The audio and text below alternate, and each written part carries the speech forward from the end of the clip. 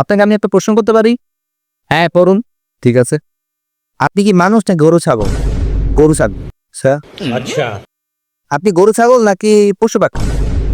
পশু পাখি। আপনার কি বাচ্চা আছে? হ্যাঁ আছে। আচ্ছা, আপনি বিয়ে করেছেন তো?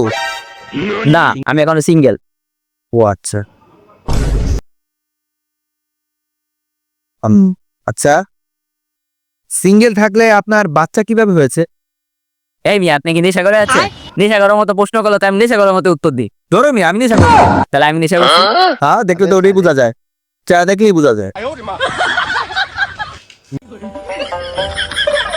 আগের বার বিয়ার মগ খালে নিচের এক্সপায়ারি ডেটটা দেখে খাইয়েন সেন।